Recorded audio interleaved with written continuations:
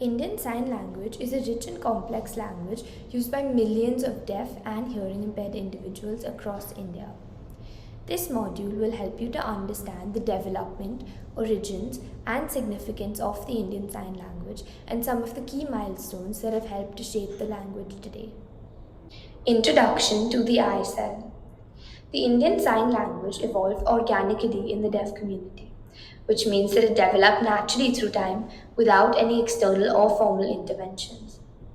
This evolution led to a unique grammar, syntax, and structure that is completely different from any spoken language in India. Even though the ISL is a widely used language, it has been taught as part of the formal curriculum.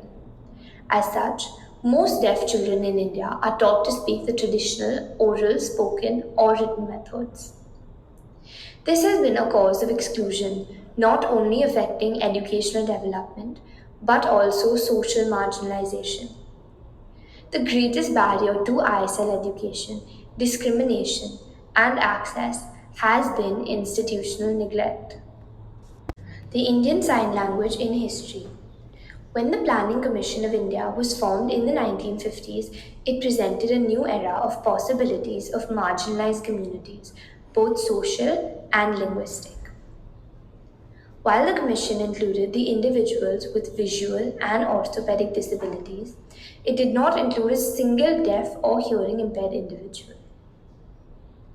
As such, advancements within Indian society came from external entities like the National Association of the Deaf, the NAD, and the Disabled Rights Group led by A.S. Narayan. Their efforts focused on bringing awareness to the marginalization of hearing impaired individuals, particularly in policy making and legislative considerations. They demanded five main reforms: the establishment of the ISL RTC, government backed interpreter training, subtitles in major films, special colleges for deaf and hearing impaired individuals, and schools up to the 12th grade. The ISL RTC was finally granted autonomy in 2015 and received a budget of 44 crore rupees.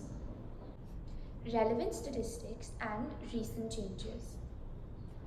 The 2020 census of India reflected that there are more than 1.2 million deaf or hard of hearing individuals in India. Despite the pioneering efforts of activist entities and growing support of the state, more than 80% of deaf and hearing impaired individuals remain uneducated and unaware of their rights in India. While countries like the US have seen more than 200 deaf individuals earning PhDs, India has been unable to do the same. Data on the lived experiences of hearing impaired individuals remain scarce. This is particularly true of women who remain invisible within the communities and see much less representation.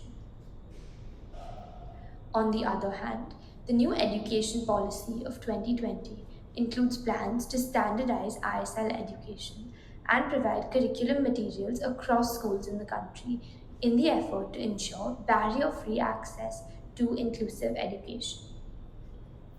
Additionally, the NAD has submitted a petition to the Home Ministry demanding that the ISL be recognized as India's 23rd official language.